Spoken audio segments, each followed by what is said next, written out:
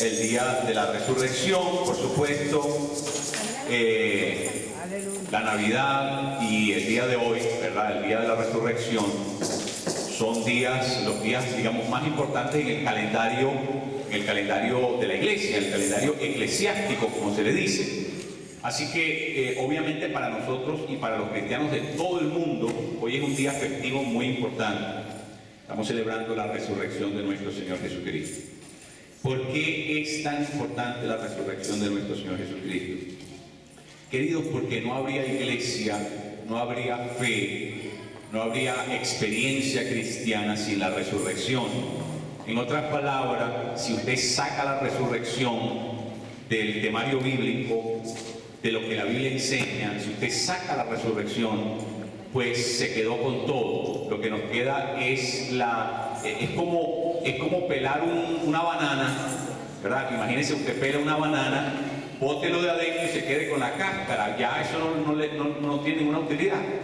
Entonces, sería más o menos así. Si nosotros sacamos la resurrección de la Biblia, nos quedaríamos con la cáscara nada más. Ya no hay nada en que sustentar nuestra fe, no hay nada sobre lo cual pueda apoyarse nuestra fe. En otras palabras, se acabó todo, calabaza, cada uno para su casa. No hay más nada que hacer, porque la resurrección es el eje fundante de la experiencia cristiana. Por eso es tan importante, Miren, hace unos años atrás se celebró en la India, se celebró un evento muy importante, y es que la tumba de Buda fue paseada por toda la India. Usted sabe que Buda nació en la India, ¿verdad? Era hijo de unos reyes, por decirlo de alguna manera, eran muy importantes en la India, y él salió de la India a recorrer muchas cosas. Y como resultado de eso, ¿verdad? Él comenzó a enseñar todas sus enseñanzas en muchas partes del mundo, especialmente en la parte del Asia. Ahora, si nosotros descubriéramos la tumba de Jesús, el sarcófago de Jesús, y lo paseáramos, acabamos con la fe cristiana. Si Buda tiene un sarcófago, bueno, eso no tiene ningún impacto, ninguna relevancia. Pero si Jesús tuviese un sarcófago, se acabó la fe cristiana. Porque si Jesús tiene un cadáver, tiene un cuerpo en el cual encerrado en un sarcófago, ya desaparece la fe cristiana, ya no tiene ningún sentido ser cristiano. Como digo, los budistas pueden darse ese lujo, nosotros no. Si nuestro Jesús no resucitó, ¿sabe qué? Ya no hay más nada que hacer. El último que salga, que apague la luz, se acabó esto. Así que la resurrección es supremamente importante. Y eso es lo que vamos a ver esta mañana. Regálenme unos minutos para que podamos ver juntos este tema de la resurrección. Lucas capítulo 24. Lucas, en el capítulo 24, vamos a leer los versos del 13 al 27. Lucas capítulo 24. Es un texto que habla de una travesía que están llevando a cabo unos discípulos del Señor Jesucristo desde Jerusalén hasta una ciudad llamada Emaús. Aproximadamente 11 kilómetros de separación hay desde Jerusalén hasta la ciudad, hasta el pueblo de Emaús. Está en la pantalla. No lo podemos leer todo por razón de tiempo, ¿verdad? Pero si alguien lo tiene voz clara, alta, inteligible, por favor léalo para todos. Lucas 24, del 13 al 27. Amén. Y he aquí, dos de ellos iban el mismo día a una aldea llamada Emaús, que estaba a 60 estadios de Jerusalén, e iban hablando entre sí de todas aquellas cosas que habían acontecido. Sucedió que mientras hablaban y discutían entre sí, Jesús mismo se acercó y caminaba con ellos. Mas los ojos de ellos estaban velados para que no les conociesen. Y les dijo: ¿qué pláticas son estas que tenéis entre vosotros mientras camináis? ¿Y por qué estáis tristes? Sigue hasta el 27. Respondiendo uno de ellos, que se llamaba Cleofas, le dijo: ¿eres tú el único forastero en Jerusalén que no ha sabido las cosas que en ella han acontecido en estos días? Entonces él les dijo: ¿qué cosas? Y ellos le dijeron: de Jesús Nazareno, que fue varón profeta, poderoso en obras y en palabras delante de Dios y de todo el pueblo, y cómo le entregaron los principales sacerdotes y nuestros gobernantes a sentencia de muerte y le crucificaron. Pero nosotros esperábamos que Él era el que había de redimir a Israel, y ahora, además de todo esto, hoy es ya el tercer día que esto ha acontecido, aunque también nos han asombrado unas mujeres entre nosotros, las que antes del día fueron al sepulcro, y como no hallaron su cuerpo, vinieron diciendo que también habían visto visión de ángeles, quienes dijeron que Él vive. Amén. Y fueron algunos de los nuestros al sepulcro y hallaron allí como las mujeres habían dicho, pero a Él no le vieron. Entonces Él les dijo: oh insensatos y tardos de corazón para creer todo lo que los profetas han dicho. ¿No era necesario que el Cristo padeciera estas cosas y que entrara en su gloria? Y comenzando desde Moisés y siguiendo por todos los profetas, le declaraba en todas las escrituras lo que de él decían. Gracias, maestra. Mantengan por favor este texto abierto porque lo vamos a estudiar. El texto continúa, o sea, no para allí, solamente que por asuntos de tiempo no tenemos que parar, pero el texto es muy interesante. Como les dije, un recorrido que están haciendo los discípulos, parte de los discípulos de Jesús, ¿no? Estos no eran ninguno de los 12, eran otros discípulos que también eran parte del movimiento temprano de Jesús, ¿verdad?, en Jerusalén, que habían estado en Jerusalén durante la crucifixión, pero que esta gente se estaba desperdigando, por decirlo de alguna manera. En otras palabras, ellos estaban unidos en Jerusalén, pero en el momento que fue pasando el tiempo, que ya la resurrección, ¿verdad?, que ya la crucifixión había terminado, esta gente comenzó a salir poco a poco de la ciudad de Jerusalén, con una, de alguna manera, si lo pudiéramos decir, con una sensación de derrota. Así que estos dos que van aquí, camino a Emaús, están en una crisis, están sumergidos en una crisis. Usted se puede identificar con eso, ¿verdad? ¿Quiénes de nosotros no pasamos continuamente por crisis? Bueno, estos discípulos iban camino de Emaús sumergidos en una crisis. ¿Por qué consistía la crisis de ellos? Bueno, como cualquier otra crisis, ¿verdad? La crisis tiene tres características básicas. Cada vez que nosotros pasamos por una crisis, hay tres características básicas de esa crisis. La primera es que crece en nosotros la desesperanza. Es decir, el horizonte donde antes veíamos esperanza, ahora en medio de la crisis no la vemos. No la vemos. ¿Verdad? Esa es una característica de la crisis, es que la crisis tiene la capacidad de obnubilarnos. ¿Qué significa obnubilarnos? Impedirnos ver el horizonte, impedirnos ver más allá, ¿verdad?, de lo oscuro. No podemos percibir otra cosa, sino, ¿verdad?, todo oscuro a nuestro entorno. ¿Verdad? Mire, en el año 27, aquí en los Estados Unidos, lo que se llama la Gran Depresión, el tiempo de la Gran Depresión en los Estados Unidos, dicen que gente en la ciudad de Nueva York saltaba desde los balcones para suicidarse, pero grandes cantidades de personas saltaban desde los edificios para suicidarse en la depresión del 27, porque los Estados Unidos habían ido prácticamente en bancarrota en ese momento. Y toda la gente que tenía el dinero invertido ya no veía el horizonte, estaban completamente obnubilados, no podían ver la luz al final del túnel. En otras palabras, estaban en desesperanza total. Así que la crisis trae desesperanza. Pero la segunda cosa que trae la crisis es inseguridad. Cuando usted está en medio de una crisis, usted se siente inseguro. ¿Sabe por qué se siente inseguro? Porque usted siente que perdió el control de su vida. Entonces la inseguridad, ¿verdad?, saber que somos vulnerables, ese sentimiento, esa emoción de vulnerabilidad es algo que nos mete mucho miedo. Así que cuando estamos en la crisis por causa de esa inseguridad, nos invade el miedo. ¿Verdad? Como dicen ahora los muchachos, nos paniqueamos, nos llenamos de pánico, paura, como se dice en italiano, nos llenamos de miedo que nos cala, ¿verdad? Esa es otra característica de la crisis. Y la tercera característica de la crisis es que la crisis nos paraliza. ¿Sabe lo que significa eso? Que usted no atina a hacer lo que tiene que hacer. Usted pierde la habilidad de hacer algo. Usted pierde la capacidad de poder pensar coherentemente.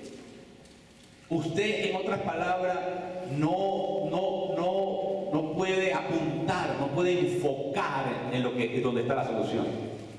Entonces, por eso es que las personas que están en una crisis, ¿verdad?, necesitan ser acompañadas, porque si una persona pasa por una crisis, ¿verdad?, esa persona tiene los ojos puestos sobre la tierra, no alcanza a ver más allá. Y todo lo que ve aquí es un precipicio, es algo donde se acabó el camino y ve todo de manera negativa, funesta, y por lo tanto las decisiones que comienza a tomar son decisiones equivocadas. Ahora, tomemos en cuenta que estos discípulos están en una crisis muy profunda. Y yo sé que muchos de ustedes están pasando por crisis, por situaciones difíciles en su vida. Así que ustedes se pueden identificar perfectamente con estos discípulos. Estos discípulos se están devolviendo a sus casas porque toda la esperanza que ellos habían puesto en la persona de Jesús se les vino abajo. En otras palabras, ellos tenían todo el dinero apostado a un solo número en la ruleta. Fueron a apostar todo en la persona de Jesús. Ellos creían que Jesús era el Mesías, ellos creían que Jesús era el que tenían que esperar, ellos creían que Jesús era el Hijo de Dios, ellos creían que Jesús se iba a levantar de entre los muertos. Pero ¿qué fue lo que pasó?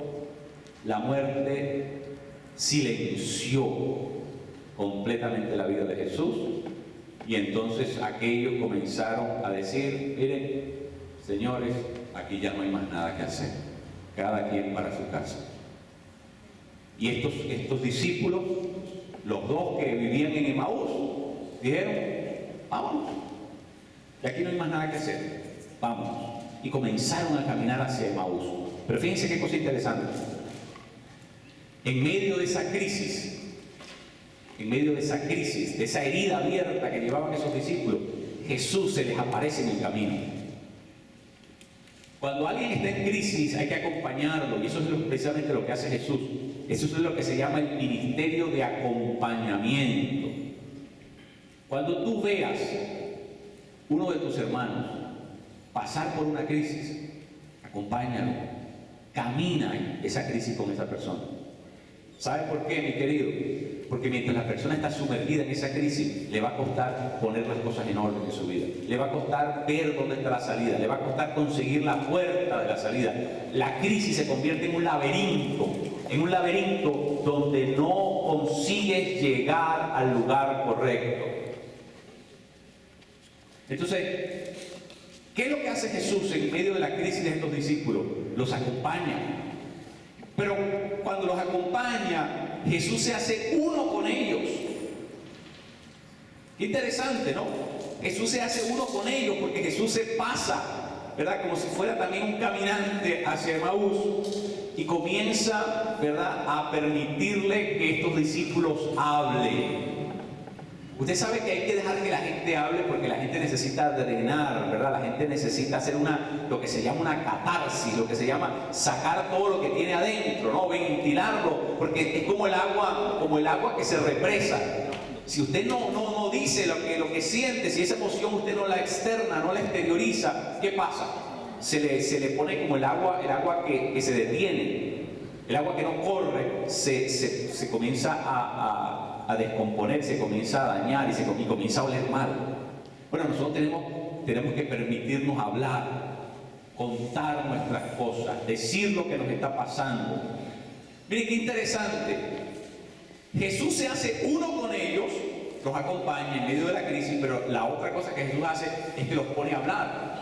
Porque ellos estaban hablando y Jesús les comienza a hacer preguntas. Ajá, ¿y qué fue lo que pasó? ¿Y ustedes qué piensan de eso? Y Jesús comienza a hacerle preguntas clave para que ellos hablen y comiencen a decir todo lo que tenían en sus corazones y comiencen a drenar eso que estaba contenido en esa herida. Comiencen a dejar que salga, ¿verdad?, lo que les estaba haciendo daño por dentro. Miren qué interesante, eso es lo que hacen los psicólogos. Los psicólogos le cobran a usted 150 a la hora para que usted hable. Los sienten en un sofá, en un diván, ¿verdad? Y se ganan 150 a la hora porque usted es el que está hablando. Yo le voy a tener que cobrar a Yoconda eso, porque Yoconda habla todo el día. Le voy a tener que cobrar 150 a la hora porque ella es la que habla en la casa, yo no digo nada. Entonces, así se gana la vida los psicólogos. Bueno, Jesús puso a esa gente a hablar. Los puso a hablar. ¿Sabe para qué? Para que sacaran su crisis. Para que identificaran su crisis. Para que se pusieran en contacto con lo que les estaba haciendo daño en el interior.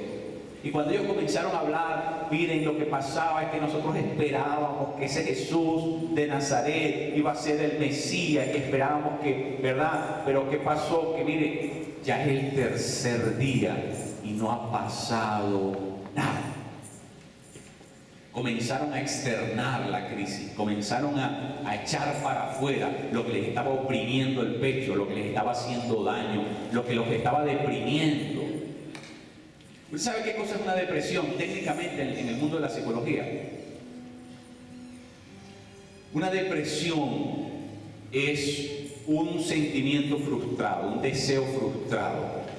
Eso se convierte en una depresión.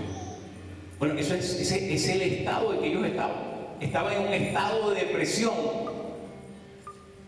Porque lo que creían que iba a suceder, los anhelos que tenían, las esperanzas que llevaban, se vinieron todas abajo. Se les marchitó la esperanza. Queridos, ¿cuántos de ustedes no están en esa misma situación donde están los discípulos? Yo quiero que ustedes sepan algo hoy. El Señor está caminando con ustedes. Aunque ustedes no lo oigan en este momento, el Señor está caminando al lado de ustedes. El Señor se hace uno con nosotros cuando estamos en la crisis. Camina con nosotros cuando estamos en la crisis. El Señor quiere oírnos. El Señor quiere que nosotros saquemos lo que nos está haciendo daño. No te quedes con eso. Llévalo a la cruz, llévaselo al Señor, háblaselo a Él, dile lo que estás pasando, dile tu problema, dile tu necesidad, cuéntaselo a Él, porque es necesario que lo externe, que lo saques. Tienes que sacar eso. Jesús es brillante en la manera que hace ministerio. Pero miren, el tercer paso de este proceso es que Jesús usa la verdad para sanar el alma humana. El psicólogo te pone a hablar, pero después que tú terminas de hablar y echaste tu cuento, lo único que te puede recetar un ansiolítico, un antidepresivo y te manda para tu casa. Ya no te puede hacer nada. Se te puede diagnosticar y te puede ayudar a identificar la raíz de tu problema, pero en la gran mayoría de los casos no puede hacer mucho más por ti. Dice que la profesión más frustrante en el universo es ser psiquiatra, porque los psiquiatras no le pueden revertir la enfermedad a nadie. Lo que pueden es mantener a una persona dopada el resto de su vida, ¿verdad? Y controlarle los químicos del cuerpo de alguna manera para mantener a aquella persona tranquilizada, pero no pueden revertir ningún cuadro clínico. Es muy frustrante. Usted sabe que es una profesión donde mucha gente termina suicidándose, porque no ven la remisión de ningún caso, no ven que ningún caso se revierta. Muy triste la vida de un psiquiatra. Ahora miren, Jesús sí puede revertir la crisis, sí puede revertir la situación. ¿Sabe cómo Jesús lo hace? Lo hace con la verdad. Con la verdad. Vean, creo que es el verso 24. Vamos a poner nuestra atención ahí. Miren lo que dice el 24. Torpes, dice la versión mía. ¿Cómo dice la de ustedes? A los ojos de ellos estaban mirados. ¿Cómo dice la de ustedes? El 24. Ajá. mas los ojos de ellos estaban vedados para que no le conociesen. 25. Insensatos, dice una versión por aquí. La mía dice torpes. Si lo dijéramos en castellano actual, si lo dijéramos en criollo, sería, pero qué brutos, qué brutos. Qué tremendo, ¿no? Usted se imagina a Jesús diciéndole eso. Era como algo bien ofensivo, ¿no? Si lo pusiéramos. Pero miren, ¿sabe para qué Jesús hace eso? Muchas veces cuando una persona está en histeria hay que sacarlo de la histeria, ¿verdad? ¿Sabe cómo Jesús sana a una persona? Cuando nos confronta y cuando nos da la medicina de la verdad. Lo que va a sanar tu crisis no es una mentira. Lo que va a sanar tu crisis no es tapar esa crisis con, ¿verdad?, con un falso anhelo, con una falsa esperanza, inflarte el globo, como se dice en el lenguaje de hoy. No es inflándote el globo como tú vas a salir de la crisis, ¿verdad? La forma de salir de la crisis es apropiándonos de la verdad. Nosotros tenemos que reemplazar la mentira por la verdad. Y cuando nosotros comenzamos a reemplazar la mentira por la verdad en nuestra vida, lo falso por lo verdadero, eso comienza a traer salud a nuestra vida. Comienza por traer salud aquí, en nuestro entendimiento. Pero después de nuestro entendimiento comienza a traer salud a nuestro corazón. Miren, ¿cuáles son las dos cosas que dice Jesús? En mi versión dice torpes y tercos. Torpes tiene que ver con la forma en que usamos el raciocinio, la razón, y tercos tiene que ver con una actitud de la voluntad. En otras palabras, tiene que ver con el uso de la mente y con el uso de la voluntad. Jesús le está diciendo a los discípulos, ustedes son torpes para entender lo que dicen los profetas y son tercos para creerlo. ¿Qué es lo que Jesús les está diciendo? En otras, para decírselo en paráfrasis, lo que Jesús está queriendo decirles entre líneas a estos dos discípulos es lo siguiente: si ustedes conocieran la Biblia, no estarían sumergidos en esa crisis. Eso es lo que Jesús les está diciendo. Si ustedes conocieran la palabra, no estarían cavilando, no estarían taciturnos, no estarían deprimidos, no estarían melancólicos, no estarían, ¿verdad?, con ganas de cortarse las venas. No, si ustedes conocieran las Escrituras, tendrían un horizonte completamente diferente delante de ustedes. ¡Qué tremendo! Torpes, tercos. Qué interesante. Porque esos son los mismos términos que Dios en el Antiguo Testamento usó con Israel.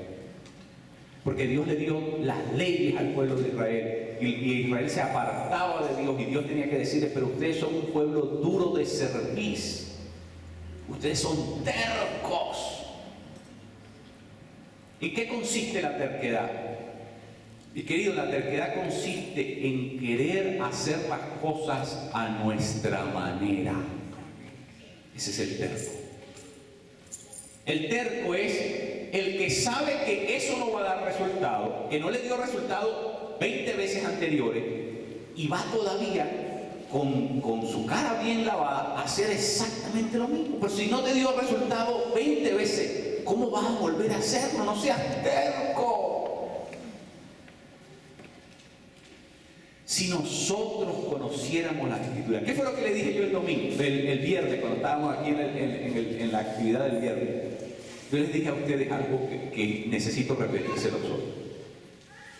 No es suficiente creer en Dios, sino creerle a Dios. Qué bueno que muchos de ustedes lo agarraron. No es suficiente creer en Dios, sino creerle a Dios. En otras palabras, esta gente eran discípulos, ¿sí o no? Claro que lo eran. habían visto los milagros de Jesús, habían oído los oráculos de Jesús, conocían, por decirlo de alguna manera, tenían doctrina. Pero ¿dónde estaba el problema? Que en el momento de la crisis, toda esa doctrina se vuelve sal y agua.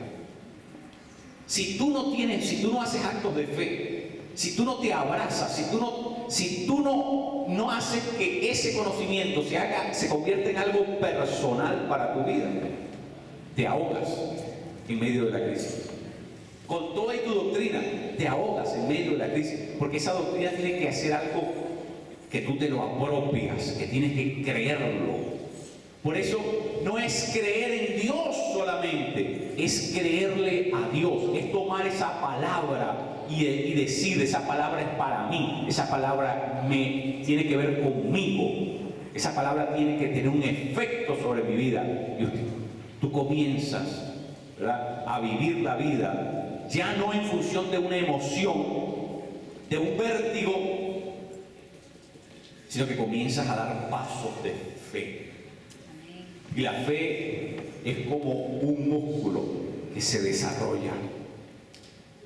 Hoy le comienzas a creer a Dios por algo, porque la palabra así lo enseña. Y tú, ¿verdad?, la primera vez eres tímido en creer eso. Eres tímido, pero cree, das pasos como los niños. Los niños cuando aprenden a caminar, ¿verdad?, dan 2 pasos y se caen, dan 3 y se caen, dan 4 y se caen, pero llega un momento que ya no se caen más. Así es la fe. Tú comienzas a dar pasos de fe, comienzas a creerle a la palabra de Dios. Mire, esta palabra hay que creerla como un niño. Por eso Jesucristo nos pone a los niños como ejemplos de fe, porque los niños cuando creen algo no le están buscando la raíz cuadrada de las cosas. Los niños cuando creen algo no lo complican, no lo problematizan. Nosotros los adultos le queremos ver la lógica a todo y la ecuación a todo y la racionalidad a todo, y le queremos aplicar, ¿verdad?, todas las prerrogativas de nosotros los seres modernos. Queridos,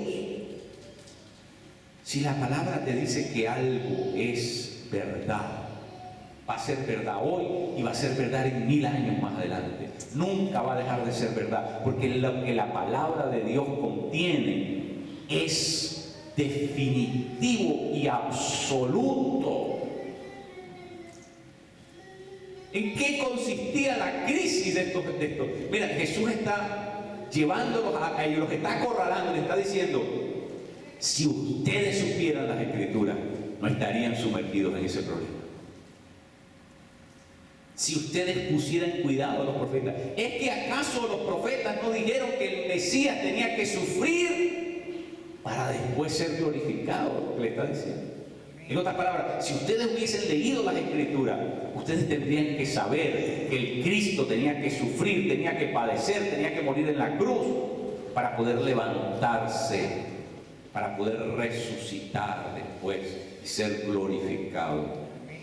Tremendo. Miren, mis queridos, lo que les voy a decir. Cuando nosotros entendemos lo que significa la resurrección de Jesucristo, eso nos da la capacidad de poder reflotar de nuestra crisis. Dice: pastor, pero eso es una solución tal vez muy simplista. No, yo te voy a decir por qué. Yo te voy a explicar por qué. Miren, lo peor de lo que le puede pasar a un ser humano, la tragedia, ¿verdad?, peor que le puede suceder a un ser humano, lo más calamitoso que le puede suceder a un ser humano, es la muerte. Es la muerte.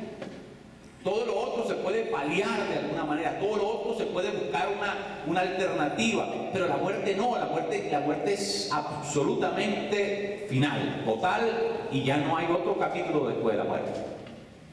Ahora miren, ¿qué significa entonces que Jesús haya resucitado? Que Jesús destruyó el problema más grande que teníamos. el problema de la muerte. Y si Jesús solucionó el problema más grande que teníamos, que era el problema de la muerte, ¿ustedes no creen que todos los otros problemas los va a poder solucionar? Es decir, si nuestra mayor adversidad Dios la solucionó, ¿ustedes creen que este Dios nuestro tenga adversario ante alguna de nuestras preguntas, ante alguno de nuestros retos, ante alguno de nuestros problemas, de nuestras circunstancias? Imposible, imposible. La resurrección es algo que nos tiene que llenar a nosotros de lo que nos quitó la crisis. La crisis nos quitó la esperanza. La resurrección te tiene que llenar de suprema esperanza. La resurrección te quitó la seguridad, te hizo inseguro, te llenó de miedo. Bueno, la resurrección te tiene que llenar de fe, que es lo contrario al miedo. Y la crisis te quitó, te paralizó. Lo que la resurrección tiene que hacer es ponerte en movimiento. La resurrección crea de nuevo. Si usted no me cree, lea las Escrituras. ¿Qué pasó después que los discípulos del Señor, verdad, que se estaban replegando, se estaban yendo como las ratas cuando comienza un fuego, se estaban yendo del lugar y de pronto se enteran de que Jesucristo sí resucitó? ¿Qué comienza a pasar en la vida de los 12? ¿Qué comienza a pasar en la vida de los 120? Comienza algo explosivo. ¿Sabe por qué? Porque se creó un denuedo, una tenacidad, una osadía santa en la iglesia. ¿Sabe por qué? Porque eso es lo que la resurrección produce. La resurrección produce esperanza, produce fe y produce denuedo en los cristianos.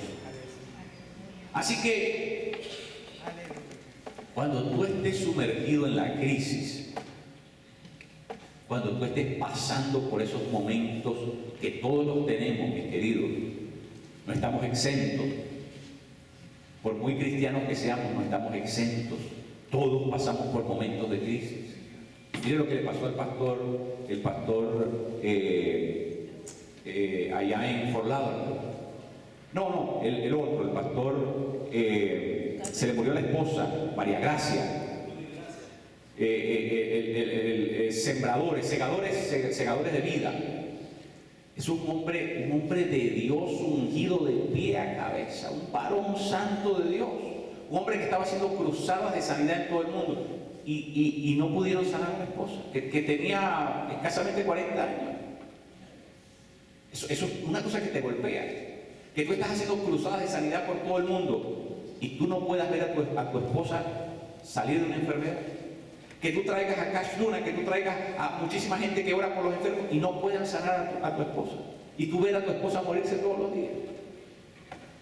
Eso es un golpe muy grande, es una crisis muy grande para una persona. Pero ¿sabes lo que te saca de esa crisis? ¿Sabes lo que te saca de esa crisis? Cuando tú comienzas a poner tus ojos en ese que se levantó de los muertos. ¿Sabes por qué? Porque la historia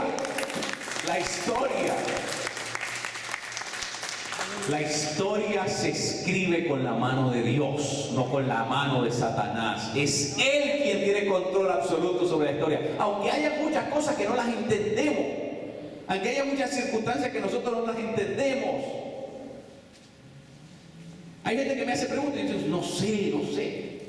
Pero pastor, ¿usted ha estudiado mucho? No sé. Cuando lleguemos allá lo sabremos. Yo no lo sé, yo no te puedo dar una explicación. Hay muchas cosas que nosotros se nos van de las manos, pero ¿sabe qué, mi querido? Hay una cosa que es una certeza mapamúndica, universal, cosmológica. Y esa certeza es que Jesús de Nazaret está vivo hoy. Se levantó de entre los muertos. Mire, les quiero decir lo que les dije el viernes. Tenemos que regresar a estudiar las Escrituras. Tenemos que ser profundos en las Escrituras. Porque lo que Jesús le dijo a sus discípulos es, si ustedes supieran las Escrituras, no estarían metidos en ese problema.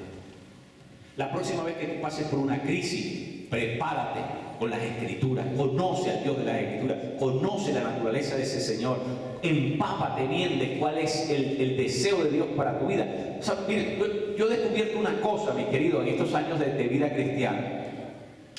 Muchas veces estamos tratando de hacerle la guerra a Satanás allá afuera, pero Satanás es muy astuto. La guerra de Satanás, y si usted no me cree, lea 2 Corintios capítulo 10, verso del 3 al 5, donde habla de las fortalezas, los strongholds, ¿verdad? Que dicen en inglés. Las fortalezas, ¿dónde trabajan? Trabajan es aquí. Por eso la Escritura dice que nuestras armas son para destruir argumentos. Los argumentos son en la mente. Y para destruir altivez, la actitud del corazón. ¿Cuál era el problema de los discípulos? Torpeza y terquedad. La actitud de la mente y la actitud del corazón. Tú quieres salir de la crisis, tienes que cambiar aquí y tienes que cambiar acá. Y la única cosa que puede cambiar esas dos cosas es la Escritura. La receta médica, el ansiolítico, eso no va a hacer nada. Hay una medicina más poderosa, más profunda, y es cuando tú arraigas tu vida a la palabra de Dios. Y cuando tú pasas por medio de esa crisis y Satanás pide tu vida, tú te puedes parar en ella y tú puedes comenzar a clamar la Escritura y tú puedes desafiar, ¿verdad?, a la pelona, como se dice. Te puedes parar delante de ella y comienzas a decir la palabra, le comienzas a citar la palabra. Jesucristo se enfrentó con Satanás, que fue con la palabra de Dios, con la palabra que está escrita, ni siquiera la palabra que él en ese momento quiso dar, la palabra. Jesús lo que hizo fue citar las Escrituras. Por eso Jesús le dice a sus discípulos, si ustedes conocieran las Escrituras, no estarían metidos en ese problema. Tenemos que aprender a entender que la Escritura es la palanca que nos va a sacar del hoyo. La Escritura es la palanca que nos levanta. Cuando nosotros entendemos la resurrección de Jesucristo, eso nos da un panorama completamente diferente. Completamente diferente. Terminamos en Apocalipsis 5:5. Venga conmigo a Apocalipsis 5:5. El último libro de la Biblia, capítulo 5, verso 5. Eso no hay que ponerlo en la pantalla. ¿Sabe por qué, mi querido? ¿Sabe por qué ese texto no hay que ponerlo en la pantalla? Porque ese texto ya está puesto ahí en la puerta de entrada de la iglesia. No sé si usted lo ha leído alguna vez, pero ese texto está ahí para que todo el mundo que entre por esa puerta lea ese texto. Y fíjense lo que ese texto dice. Para de llorar. Para de llorar. Porque el león de la tribu de Judá, la raíz de David, ha vencido. ¡Qué tremendo! Ese versículo es tan significativo para mí. Por eso yo digo, lo vamos a poner en la entrada de la iglesia. Para de llorar. Yo te digo en medio de tu crisis, para de llorar. Porque el león de la tribu de Judá, la raíz de David, ya ha vencido. Aleluya. Ya él ha vencido. Ya él se paró, se levantó entre los muertos. Se levantó entre los muertos. Tú no eres ya la víctima. Basta con el piripari, basta con esa actitud derrotada. Es el momento de pararnos en el nombre de Jesús y decir, yo tengo un Señor y es el que ha vencido. ¿Sabe lo que dice ese texto? Juan estaba deprimido, Juan estaba torturado, estaba deshecho, porque no se conseguía en el cielo a ninguna persona que pudiera desatar los sellos de la historia. En esos sellos eran rollos que estaban sellados por vamos a decirlo, estaban prensados con un artefacto que que impedía que se pudiera sacar el sello, el rollo. Y así que tenía que ser una persona digna, la única que podía hacerlo, tenía que ser una persona digna. Y no se conseguía en el cielo a ninguna persona que pudiera hacerlo. Y entonces un anciano se dirige a Juan, que estaba completamente deprimido, atormentado, desesperado, angustiado, porque no se conseguía nadie en el cielo para poder desatar esos sellos. Y el anciano le dice a Juan: para de llorar, para de llorar, porque ya conseguimos a uno, ya conseguimos a uno, ya hay uno que se levantó entre los muertos. Dios tiene en sus manos los rollos de la historia humana. Los rollos de la historia humana. ¿Sabe lo que significa eso, mi querido? Eso significa que Él es soberano, Señor, sobre todas las cosas y que no hay nada que se le va a escapar de las manos. Él ya venció. La historia humana tiene que terminar, tiene que desenlazarse de la manera que Él lo ha establecido, porque Él es la autoridad suprema. Él ya venció y es el único digno para desatar los sellos de la historia humana. En otras palabras, mi querido, el dueño de los caballitos, el que corta el bacalao, ese es el Dios en el que nosotros creemos. Tranquilo, tranquilo, que la historia humana está bajo su control. Él es el que reina, Él es el soberano de la historia. Y Él es Jesucristo, nuestro Señor y Salvador. Y a Él lo adoramos por siempre. Así que para de llorar, alégrate, para de llorar. Nos ponemos en pie, mis queridos. Gloria a Jesús. Dale un abrazo a tu hermano, bendícelo y dile: ya no seas llorón, para de llorar.